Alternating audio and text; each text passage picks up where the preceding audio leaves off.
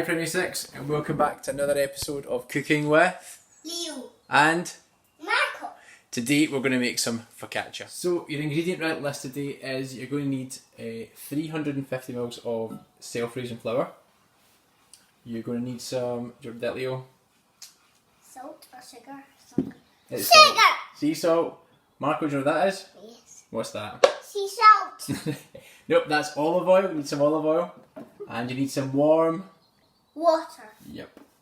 And to finish off, you could do it with some herbs like Oregano. rosemary. Well, I'm Oregano. holding oregano because I don't have anything else. But we got rosemary or thyme as well can be used. Okay, first thing you do is you put 350 grams of your self-raising flour sieved into a big bowl here. Love me in the morning. Have a good day. Thanks, Marco. That's lovely. There we go. So what you're going to do, you're going to put in 1 teaspoon of salt, Leo. Pop it in. And Marco, shake in your oregano or whatever herb you have, I think it would taste nice. Give it a good shake. Come on, loads. Until about there, stop. Stop. Marco. Oh no! So ours is going to taste very much like oregano. And then we're going to add in... You make too much. Can I do that, Dad? You can. Now you need to put in 200 millilitres of warm water. Not cold or boiling hot, just warm water. And then you need to put in about 2 tablespoons of olive oil. So Leo, just pour in a little bit and we'll see how... In fact, we'll use a tablespoon. We'll be sensible about it. So fill your tablespoon up. That's 1 and another 1. 2 and then a wee bit of extra for good measure. Right, that'll be it. Thank you, Leo. Can I mix it now? Yep, and you're going to mix this all up together.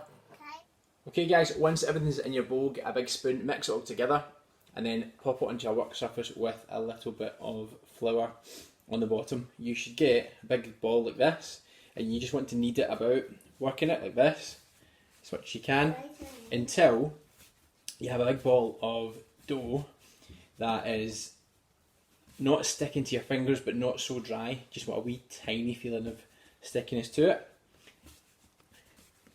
If you're working with a pair of little trumpets, what you do is you give them a little ball as well to work with and it keeps them nice and quiet.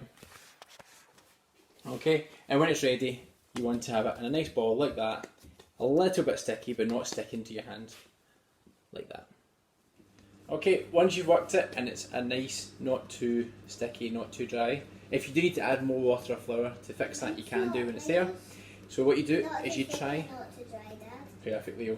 There you go. You make it into a kind of shape like that. And what you want to do now is you want to poke your fingers into it a little bit.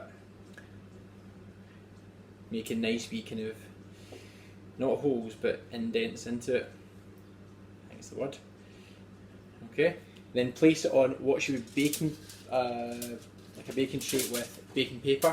I don't have any baking paper, so I'm using tin foil. And before I put it right on the tin foil, I'm going to put down lots of flour on the bottom.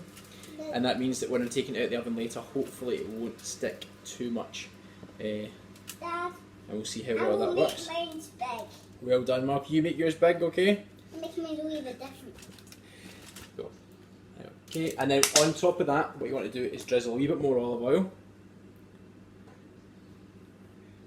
There you go. And then you want to shake on a bit more salt. And if you want as well, you can add on more of your herbs to the top. I don't think we'll need it because Marco added about 3 times too much. I made mine big. You did, Marco. Well done.